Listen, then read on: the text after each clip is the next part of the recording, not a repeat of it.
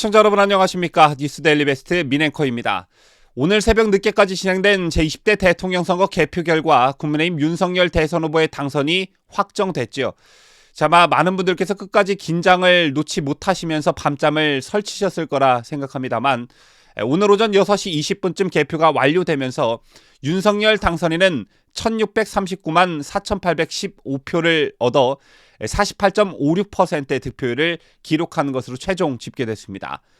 더불어민주당 이재명 후보는 47.83%, 1614만 7738표를 얻었는데요.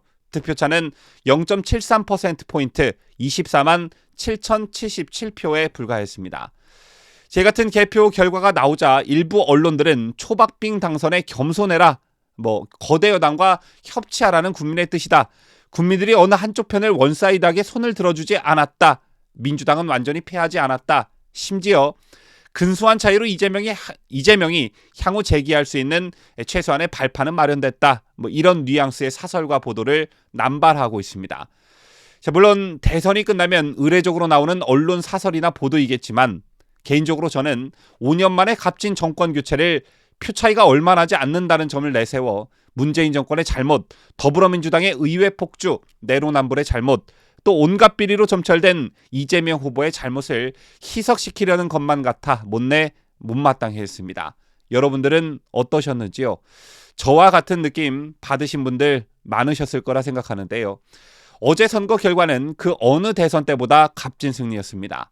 이걸 0.73%포인트밖에 나지 않는다는 이유로 문재인 정권과 더불어민주당 그리고 이재명에게 면죄부가 되어서는 절대 안 된다는 게 일단 저의 생각입니다. 윤석열 당선인이 얻은 48.56%는요. 이른바 기울어진 운동장 속에서 얻은 값진 승리였습니다. 여기서 기울어진 운동장이란 표현은 여러분 아시다시피 특히나 야당 후보에게 불리했던 선거 환경을 말하는 것인데요. 일단 언론 환경이 굉장히 불리했습니다. 대표적으로 공영방송 MBC가 공영방송으로서의 공정성을 상실하고 이른바 김건희 녹취록을 한 유튜브 채널에서 제공받아 방송한 게 큰 논란이 된 적이 있었죠. 심지어 이재명 후보 자택 옆집에 경기주택공사 합숙소 사건이 터졌던 날 이후로 KBS, MBC, 연합뉴스TV, YTN, TBS 등은 윤 후보의 가족 문제를 확대 재생산해오던 것과는 달리 외면하거나 이를 제대로 보도하지 않았습니다.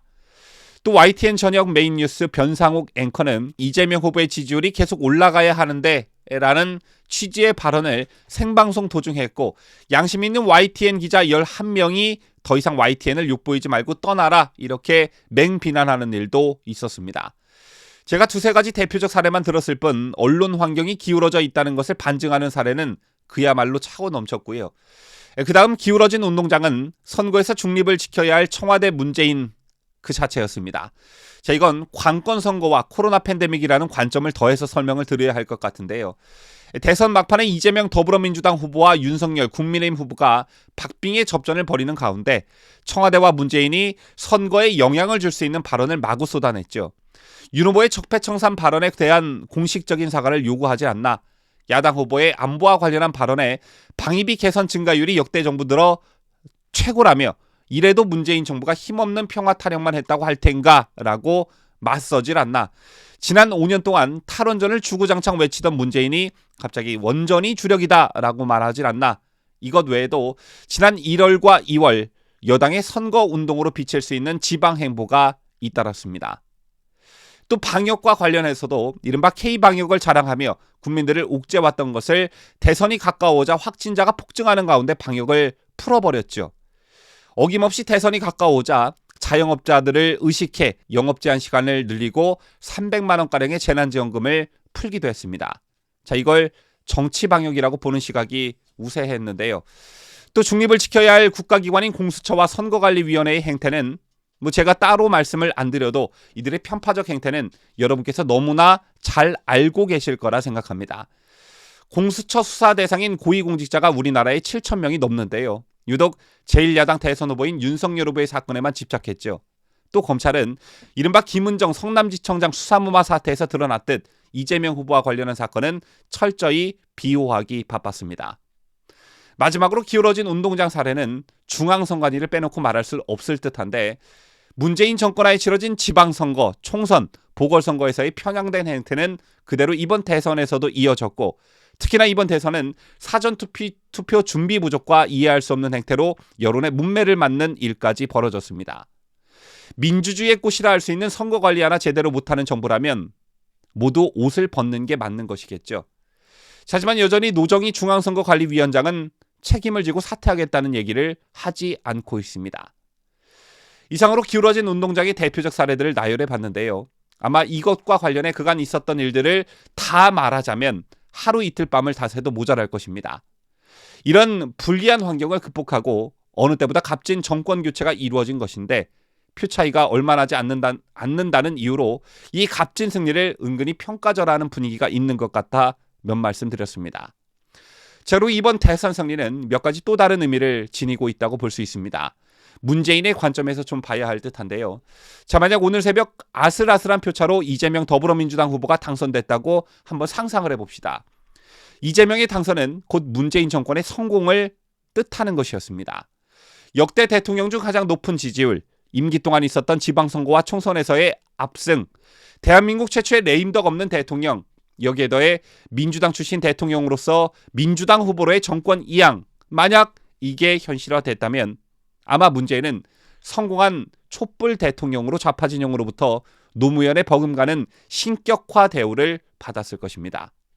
하지만 본인이 직접 임명한 검찰총장이 야당의 후보로 당선되는 전례 없는 역사를 새로 썼고, 자신 스스로 검찰개혁을 유일한 성과로 내세워 왔다는 점에서 국민이 이를 인정하지 않았고 윤석열 당선인을 대통령으로 선택했다는 것 자체가 문재인 정권의 실패를 드러냈다, 이렇게 볼 수 있습니다.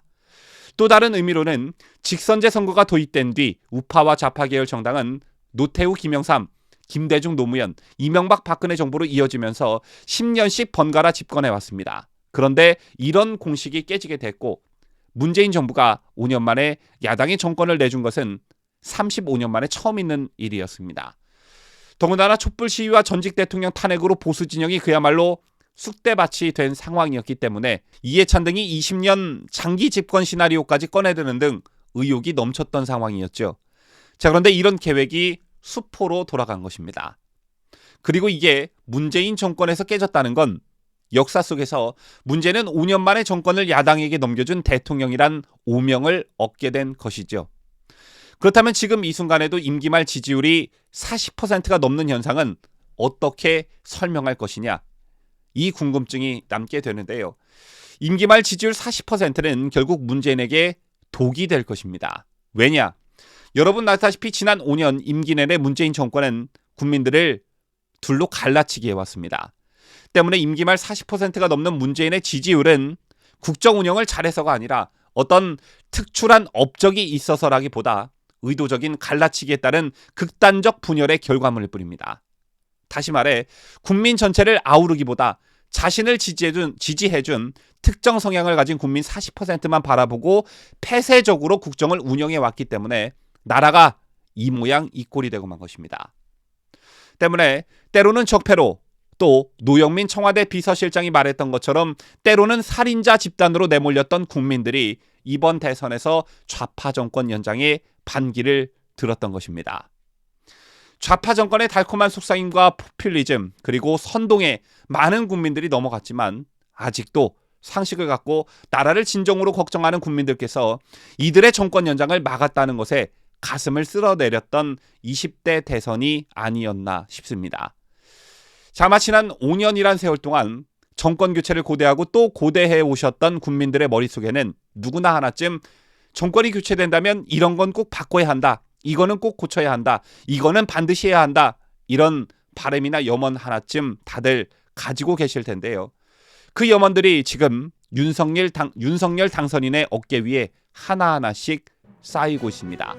부디 윤석열 자신의 어깨 위에 올려져 있는 책임의 무게를 외면하는 일이 없었으면 좋겠다는 생각을 여러분들과 함께 가져봅니다. 지금까지 저는 자유대한민국을 소화하는 뉴스데일리 베스트 민앵커였습니다.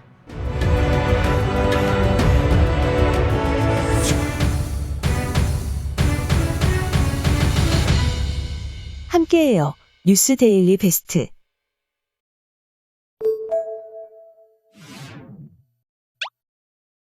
네.